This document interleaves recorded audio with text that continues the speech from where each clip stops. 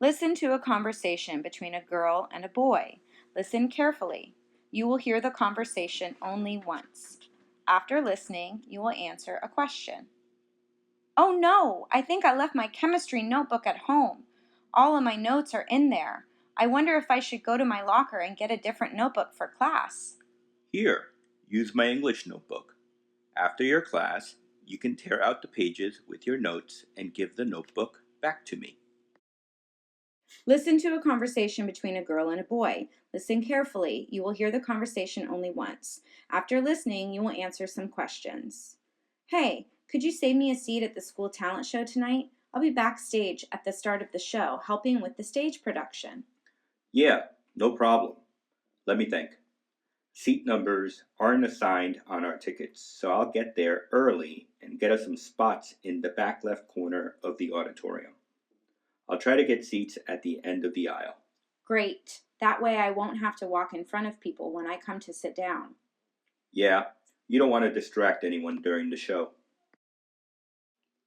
Listen to a teacher talking about the businessman, Andrew Carnegie. Listen carefully. You will hear the information only once. After listening, you will answer some questions. As you listen, you may use the blank areas in your test book to take notes. There are many famous industrialists in United States history, people in business and manufacturing. There's Cornelius Vanderbilt, who made contributions to the transportation industry in America. And there's John D. Rockefeller, who made his fortune in oil. Today, I'm going to talk a little bit about Andrew Carnegie, who made his fortune in steel. Now, you don't become one of the richest people in the world without being a hard worker. In his first job, Carnegie was a bobbin boy. A bobbin boy had to change spools of thread in a cotton mill. He did this 12 hours a day, 6 days a week, all for $1.20 a week. Carnegie went on to hold a number of different jobs in different industries, but he eventually settled on steel. This was a time when there was a big demand for steel, and the industry was really taking off. Carnegie revolutionized the steel industry in the United States with an innovative process for producing steel. Carnegie's new process meant that steel could be produced cheaply and efficiently. Carnegie soon became one of the wealthiest people in the world. Now, one of the things that Carnegie is most famous for is donating money to good causes. He gave millions of dollars to build institutions like schools, colleges, hospitals, museums, and most of all, libraries. It's estimated that close to 3,000 libraries were opened with his support. He believed that the purpose of wealth was to improve society. He even wrote an article once titled Wealth, in which he argued that people with a lot of money have a responsibility to use their wealth to help others. Listen to a conversation between two students.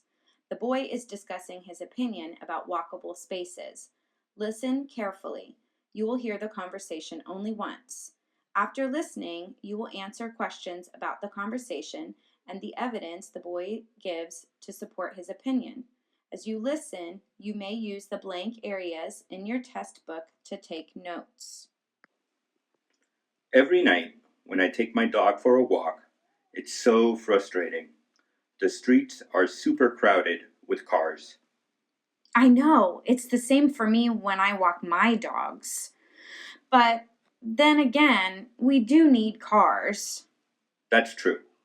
But in some places, they're creating areas where people can walk without cars in their way. These areas are called walkable spaces. We just learned about it in my social studies class. Your social studies class sounds interesting. Definitely. And so, by walking from place to place, people benefit from the exercise. And if more people are walking, then there are fewer cars. And that means less pollution. Car exhaust is a major source of air pollution, Yes, pollution's a big problem. So then, Why aren't there more walkable spaces? That's what I was wondering. So I looked it up on the internet. Here's what I found out. Basically, at some point in the past, a lot of community leaders thought that cars and other motor vehicles were very important. So important that they built cities and towns around the idea that most people would be traveling that way. They just didn't give much thought to people who might want to get around by walking. They figured everyone preferred to drive. I see. So, isn't it kind of too late then? I mean, we can't rebuild entire cities. No, but we can't create more walkable spaces. Some streets can be blocked off so cars can't drive on them at all. And on the other streets, barriers can be put up to protect new walking areas from automobile traffic. And how about public transportation? I mean, if more people used buses and trains and things like that, then there wouldn't be as many cars on the road. I know buses are still motor vehicles that drive on the streets, but they can carry a lot more people than a car can, right? Sure, if more people use public transportation, that would certainly be a step in the right direction.